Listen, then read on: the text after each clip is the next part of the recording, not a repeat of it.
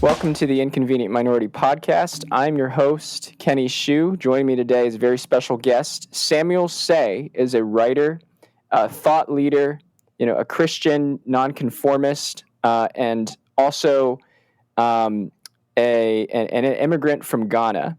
And he has an amazing story to share and a lot of thoughts kind of on the racial discourse that's going here today. So, Samuel, it's so great to see you. Hey, brother, it's nice to be talking to you.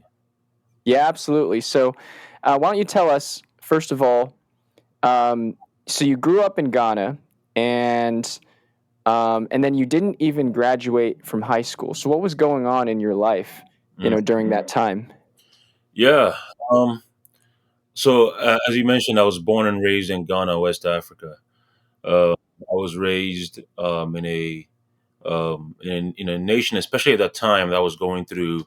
Ghana is still a poor country, but in the late '80s, when I was born, it was especially a poor nation. Our We had essentially a dictator at the time who had introduced some socialist or communist policies that made the nation even poorer. And I mention that because that led to my father, who was married to my mom, abandoning. We became so poor that instead of being the man, being the father and the husband that he's supposed to be, he ended up just leaving and abandoning us, which made us even Wow. poor. Yeah, and I've not seen him since then. Well, I never saw him actually. Really, he left before I was born. So now in Africa, in this poverty, my mom is raising myself and my older brother on her own. Lord willing, a number of things lead to us being able to immigrate to Canada. But yet the same issues persisted, and then we were still in poverty. We were in the welfare system. We were in government housing. My mom was working two jobs, working, leaving early in the morning, coming back late at night, which meant that at an early age, I didn't really have anybody to supervise me. I didn't have anyone to. My mom would try, but she was too busy to keep track of everything that was going on. So I developed very poor habits. I was extremely violent. I had been in about 20 fistfights by the time I was about 12 years old. I was already stealing, committing a lot of crime. Um, I was skipping classes at an early age, and I knew how to get away with it because my mom was barely home, so she wouldn't be getting all the calls. I was almost from the home because at middle school they learned that my mom was barely home to be able to supervise me. All that led to when I ended up in high school, all these habits without having a father in the home, which meant that my mom was then also forced to be out of the home by working to pay for our bills and stuff. Um, it led to me not being able to graduate from high school, so I dropped out. Uh, To do what? just to work. I was working. I was Just to doing work. Yeah. construction. Working in factories, warehouses, and things like that. So you started out, I mean, being raised by a single mother in very poor conditions in Ghana, Mhm. led to, obviously, you had experiences with aggressiveness, with temper, getting into fights, everything like that. Mhm. Um, and you know, some people they in America, for example, they like to claim that being born into a single parent family isn't, um, you can do it and you can do it really well. And but I think it's very true that being born in a single parent family comes with a lot of challenges. And what do you think? Do you think doing single parent family is attainable, or do you think it's just really difficult? Oh, it's absolutely difficult. I mean, it's I know because of critical race theory, we want to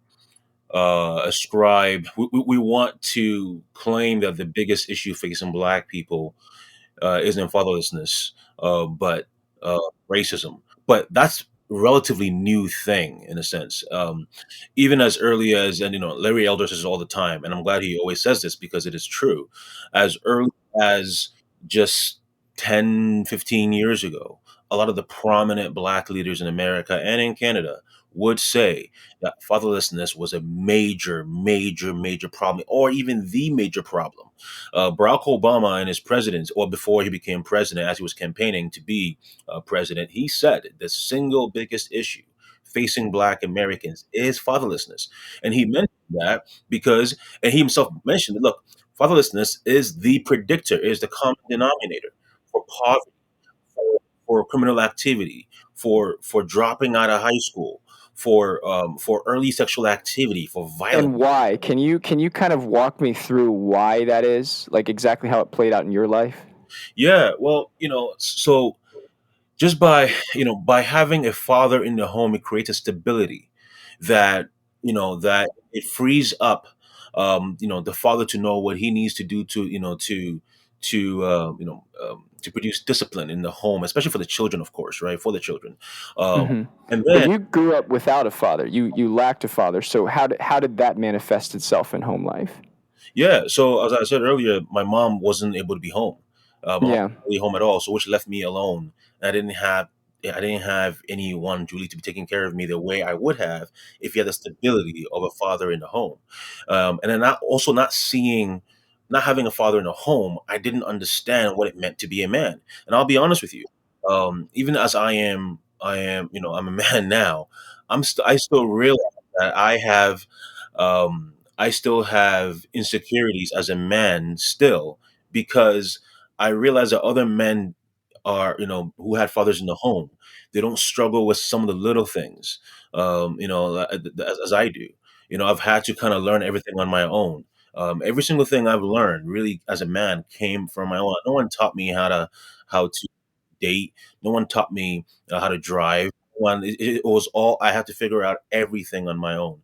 And when you're a kid and you waking up on your own with nobody in the home because your mom is at work. Well, you have to learn how to just wake up on a time every day, on your own, or how to actually take yourself walk yourself as early as 12 years old, to school, to come back and be the one to discipline yourself and doing your own homework and everything else. So when you don't have all that in place, when you don't have someone teaching you how to handle your anger and not always fighting back, when someone is either being insulting towards you or is threatening to also be violent towards you, if you don't have someone in the home, a father, to help discipline and teach and mentor that young boy or man, it will lead to that boy being mature in so many ways.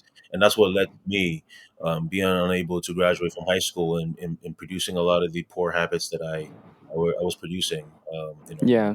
much of my life. So now you see, okay, so people who are in your position, oftentimes who are born to a poor single parent, a lot of times they crumble, but many of them are still able to rise up from those circumstances. Hmm. What drove you to make yourself better? And by the way, for the listeners, Samuel is now in Canada. He's planning to immigrate to the United States. He's doing an excellent job being a writer and a social commentator, and working for his family. So, but Samuel, what drove you to kind of advance beyond your circumstances? Yeah. As you mentioned earlier, I'm a Christian, and that's Yeah. really what changed. I when I dropped out of high school, within months after that, I became a Christian. And when I became a Christian, that radically changed how I see myself and how I see the world and how I see everything. And immediately, I wanted to pursue. Um, so I had never read a book actually my whole life. Uh, I had read some books, but really never really finished it from, like, never read it from beginning to end. I never really cared for that. So when I became a Christian, immediately I wanted to start reading my Bible, and then that led me to wanting to read books on theology so I can understand the Bible better. And then that led to me becoming passionate about history, wanting to understand, why things are the way they are now, what happened in the past that shaped where we are today. It made me want to understand um, politics, maybe understand, sociology and all these things, which led me to applying as a mature student to to get into college, and then to think about, well, sharing my own thoughts now, as a blogger. So it was really just God saving me from my sin, through believing in Jesus Christ. That is what really changed, how I see everything, and changing my life.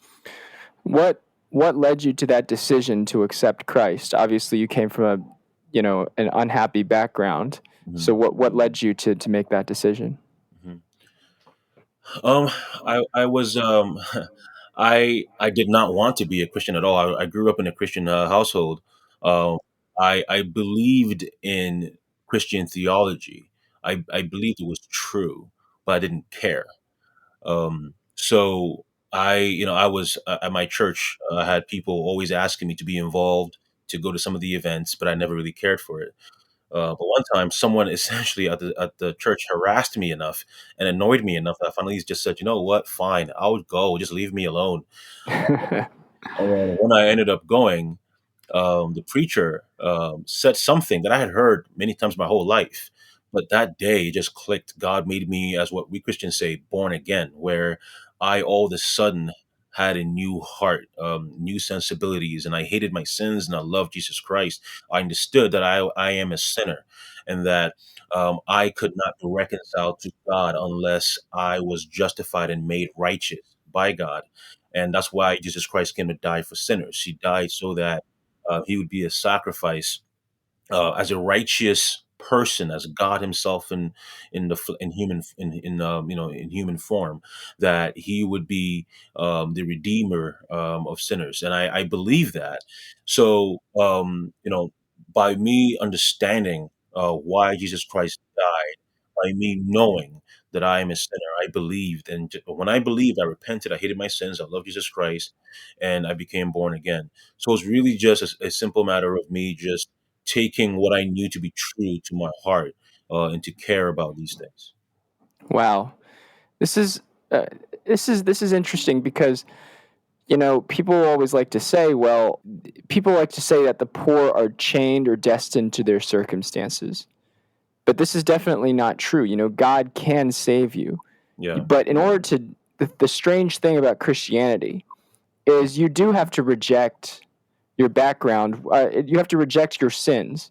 Hmm. You have to reject to the things that brought you down, and then you could be changed forever. You have to be you have to experience death, a spiritual death, so that you can be reborn.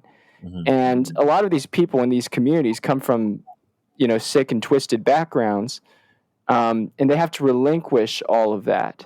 So how hard was that? How hard was that after you became a Christian to really relinquish all of those frustrations and those tempers and those burdens? Um, and it was definitely difficult, and it's still difficult. I'm still learning to unlearn everything that I had learned for the first 19 years of my life, before I became a Christian. But my mom, as I said, is a Christian, and she's had an incredibly difficult life. My father, as I mentioned before, abandoned her and myself, but the one who bore the pain the most, bore the responsibility of all of that, was my mom. And then even when after she remarried, she ended up having a second divorce because my stepfather was abusive towards her. So, I mention that only because through all that, she's persevered. We were extremely poor on the welfare system, but my mom worked so hard that on her own, she was able to save enough money to buy her house. She's the very first person in our family history to graduate. She ended up going back to school to graduate from college, and then to buy her own home. And so when I'm seeing that as a young man, I'm seeing my mom being able to overcome her own difficulty. My mom was born in a mud house. I don't know if people know what a mud house is, but it's really a house made of mud in Africa. And she was there. So for her to come from there through every adversity and to buy her home, where now she's a middle class woman, is still a single woman, but middle class on her own. It's an incredible story, and that encouraged me, motivated me to better myself, because I'm seeing how her faithfulness, to Christ, knowing that God is good to her, and that God has, in Christian theology, we believe that the church, Christians, are betrothed to Christ, that He is, we call Him our bridegroom, that there is within the church or Christians, Christ is like a husband. So my mom has always believed that while she did not have a husband or we did not have a father in the home, that Christ is a husband to her, and that Christ is also a father. God is a father to her children. So that theology has been influencing her to be faithful and to trust that God will take care of all her needs. And I have learned from that. So for me, while it was difficult, seeing that a great example in my mom made it easier for me to just follow after her footsteps. Wow, I mean, to really latch onto that, even with the experience of a husband who was not even there, to still be able to conceptualize a husband that is Christ, and to be able to move off of that and to be able to do that situation is truly a miracle. That is truly God's work. Mhm. However, now we have, I want to transition to this different point in your life now, and I think readers and listeners are excited about your story, and your thoughts on this. You know, so you moved to Canada. First of all, why'd you move to Canada? Just briefly. Yeah, we moved because mom met a man in Ghana who was moving to Canada. And then when he moved to Canada, he sponsored her, and then eventually myself and my older sibling. So that's why we moved to Got Canada. it. Yeah. Got it. So you moved to Canada, and you had and then you started to encounter this new ideology, and this ideology said that your identity was in your race, and that you know you were a black man because you're black, and that insinuated that society was going to act in racist ways towards you. What was your initial thought about this ideology? hmm Um, you know, to be honest with you, initially, I moved to Canada in the when I was 10. It was 1997 at the time, and critical race theory had definitely already been shaping many aspects of Canada, like as it has been in America for some time. But it wasn't as prominent, especially at a young age. I didn't really quite see it right away, although its influences were still there. So my mom, one of the very first things she told me was just know that as a black, because since I was so violent, she was like, Sam, no matter what happens to you, you can never ever fight in this country, no matter what, because if the cops, though you're young, because you're a black boy. And my mom was only saying this to me because she'd been told this very same thing by other black people Canada. So she's like, Sam, like no matter what happens to you, don't fight, don't do anything because you're black, they will arrest you and they'll put you in jail. And that terrified me. So actually, on my very first day of school, there was actually it sounds crazy, but really my very first day with 5 minutes at the school, a white boy thought I was asking a white girl for directions, and I Uh guess huh. thought that was his girlfriend. So he thought I was trying to hit on her or something. So he really attacked me and beat me up pretty badly. I didn't do anything because I was afraid that if I were to fight back, I could be arrested. I was beat up so badly I had to miss a week of school and get actually some medical attention. Um, Wow. and that's just so that's a very subtle, I guess, understanding of critical race theory at that time. But it Well, wasn't. that experience must have, I don't know, did it traumatize you? Did it leave a bad first impression on you in terms of your impression about white people? Oh, absolutely. I mean, Yeah. at my within that same school year, at 10 years old. I remember, I grew up in Ghana, right, where I understood that there were some white people who didn't like black people. I knew that, but 99.9% of Ghanaians are black. So, I had never really been called a nigger before, never been called anything before in Ghana. So my very first year in this new nation, I'm being called that by these strange white people. And I'm like, what's going on here? So that was hard to accept. But um, but then as so that did influence me in certain ways, but not to make me bitter. I just understood that there were Hmm. people who did not like black people. There were people who were racist. Now, young people sometimes will just say anything, especially young boys, just to harm you. Doesn't mean that they're necessarily hating black people. They just want to offend. The same way they might hate other white kids too for different reasons. But maybe that's a topic for a different day. But it wasn't really till I was older, in my 20s, where I saw a lot more critical race theory, in Canada, especially at school, and even especially even in '08 when Barack Obama won the American presidency. I saw a number of my black friends celebrating that. Now, remember that as a Christian, naturally, I'm a conservative. Um, so all my friends were conservatives too. But because Barack Obama was black, though he was not a conservative, they were supporting him. And that was really troubling me. I didn't really quite understand that.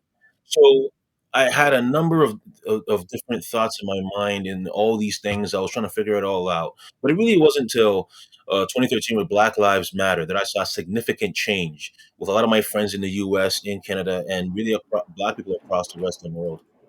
Okay, so you encountered critical race theory after the election of Barack Obama and people saying you need to vote for him because he's black, even though you had certain different views than him. And then how did that sort of lead you to think about critical race theory? Um, well, it's because I with Christians, Uh huh. I started hearing a lot of my friends calling other white Christians that they had been we were all friends with, some of even their white pastors.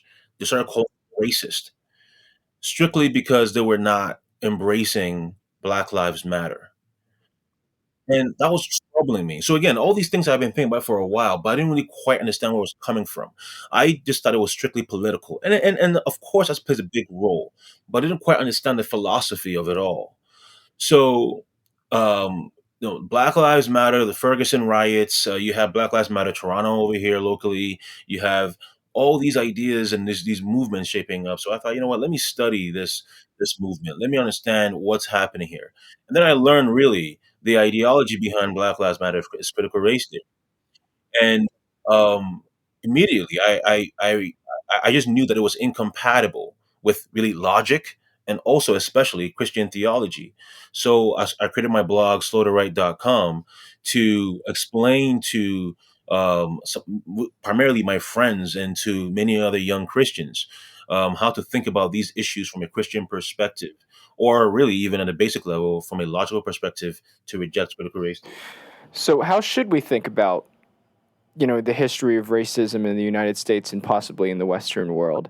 How should we think if you're black? Mhm. How could you reconcile yourself with the fact that your ancestors were taken over here as slaves and then subject to Jim Crow if you're an American? Mhm. I'll answer that with going back to something that I experienced a few years ago. I was in that study I mentioned about studying, the history of racism and studying Black Lives Matter. I ended up going all the way back to studying the slave trade. So Ghana played a massive role in the slave trade. Um, Ghana's also one of the nations, being at the time a really British colony. Millions of slaves were taken from Ghana, including my ethnic people, the Fantis. The I I believed at the time that a number of most slaves were taken as basically victims of kidnapping. I didn't understand until I started reading deeply that a lot of the tribal chiefs in Ghana were selling. Really, it was really called the slave trade for a reason. That they were trading slaves for mirrors and for weapons and for rum. So as I'm studying all these things, I also stumbled on something very personal. Um, my name is not a Ghanaian name. My name is a European name. Say it's not it's a traditionally Ghanaian name. So I know there is some colonial, ancestry in a sense, to my name. Well, since my name is very rare, anybody with my name is likely a distant relative of mine. So I was reading through. I was studying some of the slave ships, and I stumbled across a website that had certain names of slaves, to slave ships, and I saw a young. Well, I didn't see her, but I saw the details of a young woman, just I think it was about 9 years old, named Say, taken from my local area, and that was tough to see. I mentioned that because when I saw that, just seeing that name, a likely distant relative of mine, taken from Ghana and taken to Brazil at the time, that was hard to see. However, I still understand that the same way she was a victim of oppression by Europeans, she was also a victim of oppression by the Ghanaian chiefs. So, all to say that history of oppression is not exclusive to white oppressors, right? That you have different kinds of oppressors, even in history, even in American history, you had 25% of freed black Southerners owning slaves. So, all to say that slavery segregation is evil. However, it is not exclusive to a skin color. Also, critical race theory is not necessarily even about American history dealing with slavery or segregation. They say, Kimberly Crenshaw says, it's particularly a reaction to the civil rights movement. They're not, because everyone condemns slavery and segregation today, for the most part, anyways. Almost everyone does. But critical race theory is not, again, a response to slavery and segregation. It's a response to what they think is the um, is the wrong thinking, the wrong direction of the traditional civil rights movement. So critical race theory is basically just saying that the civil rights movement was wrong, that the MLK and a number of his colleagues within the civil rights movement, they were trying to point to America's founding principles as the basis for equality or for justice for Black Americans. But they would say, no, no, that's wrong. America's founding principles is inherently racist. So it's a detour from the civil rights movement. I mention that to say that we should absolutely hate slavery and segregation, but that is not what critical race theory is about. It is really about changing the entire narrative, changing the entire discourse for traditional civil rights movement justice. They are saying, in contradiction to what MLK and for what Frederick Douglass would say, they would say that America's founding principles is inherently racist, and then by extension, that Canada's too and the entire Western system is inherently racist. So it's not really about slavery segregation; it's about those principles. Right, right. Because the critical race theory says that even our principles are racist. Yeah, Even the idea that all men are created equal under the Declaration of Independence, because it was written by white men and slaves were not included. That means that the ideals themselves were wrong. yeah, Um, but then I think that I could counter based on your experience, hmm, saying, well, you know, sure they were, there was a disruption of these ideals by white men, but it wasn't just white men, right? It was also black men, black tribal leaders, in Ghana, hmm, and who sold and kidnapped their own people to facilitate this slave trade as well. Oppression is just a matter of existence, but it is not unique to one race. exactly. And then as a Christian, the Bible says that we all fall short of the glory of God. We are all sinners. I always say that, look, we are all oppressors and, in a sense, oppressed. Now, I don't mean that in terms of systems, the way critical race theorists would. I just mean that in terms of human nature. When I harm someone, I'm oppressing that person. When I'm harmed by somebody else, they are oppressing me. So, Well, and this is why Jesus' insight, where he said, if you look at a man with hate, you are murdering him in your heart. That's exactly, why it's so profound, exactly. because it's like your heart, it's like, okay, people will say, well, I've never murdered someone, I must be more moral than the person who did murder someone. But you don't know if you were put in a situation where you would have to make where you would be more likely to make that choice, whether you would actually make that choice to murder somebody. What if somebody, killed your family? Would you seek retribution and vengeance and go to his house and kill them? A Mhm. lot of people's do have to deal with that. Exactly. And so this is oppression and sin is a matter of human nature. It isn't a matter of a particular race. Exactly. Exactly. You know, Well, and with that in mind, that's why when people talk about oppression and they say that, that it's always systemic. Like, well, if it's systemic, then you'd have to point, a particular um, policy or law within the system, because otherwise, well, I'm like, well, yeah, everyone is. I'm not surprised by racism or by any kind of bigotry or oppression. I just know that human nature. Unfortunately, we are all seeking our own way. We all want to take advantage of somebody else. That's just unfortunately part of human nature.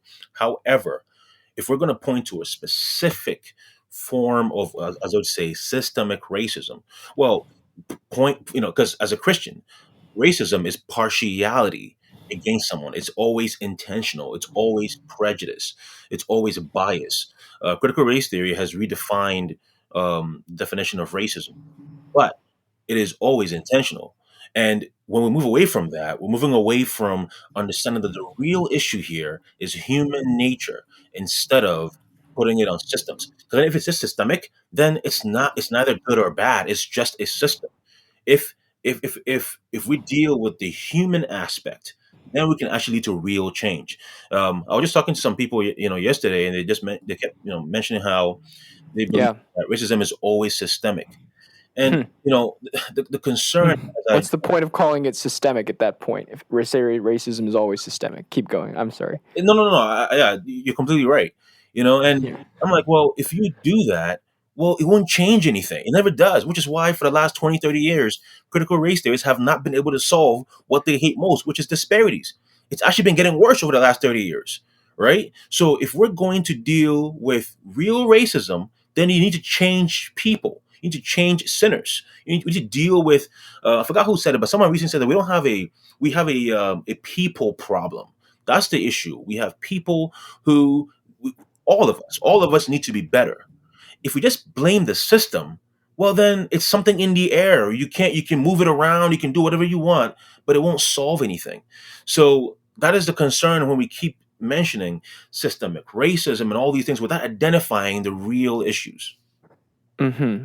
Mm-hmm. Last question for you here, Samuel. It's interesting because you were put in such tough conditions from the start, raised by a single mother.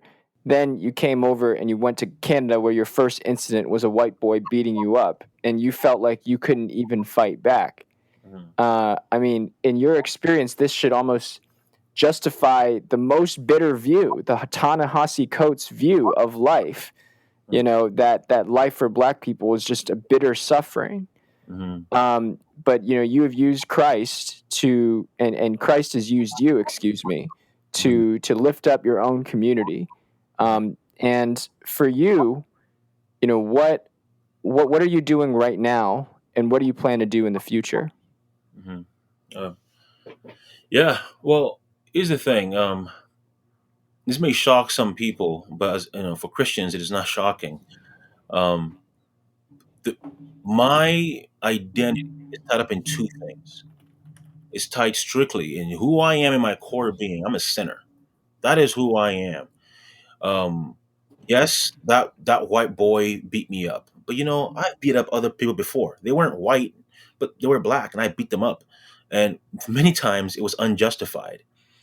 So when I look at that incident, um, obviously it was wrong for that boy to be beating me up, but it was just as wrong as me beating up other boys before that and after that. I'm a sinner, but yet Christ has redeemed me. He saved me. He's been gracious to me. I don't deserve his grace, but he's been good to me. So I want to be gracious and good to other people as well. I want to be kind and forgiving to people because I need that. Um, in terms of what I'm doing now, I'm just grateful, and I suppose just spreading that message of God's grace. That the biggest issue that I have, it's not injustice. Even if it was, even if there really was systemic racism, which there isn't, but even if there was, of course, I would want to destroy that. I would want to play a role in producing justice. And yet, if I can change myself, or if I should say, if Christ can save me, and then by God's grace, I can grow in maturity and in character, that is more important than anything. Because when I stand before God one day, I'm going to be given an account to Him, as the Bible says, for what I have done, and my only hope is Christ being my Redeemer. That's really what I wanna share with people. Thank you so much, Samuel. It's great having you. Thank you. Hey, this is Kenny Shu. If you guys enjoyed this podcast, you should buy my book, An Inconvenient Minority, The Attack on Asian American Excellence and the Fight for Meritocracy. It's out today everywhere. Amazon, Barnes & Noble, Walmart, IndieBound. Get it from your favorite local bookstore. Get it on Amazon today. Really appreciate you guys investing in the podcast, but go out and buy the book because it tells about all these ideas in a much greater detail than I could ever do in a single podcast. So get it today, and thanks for listening.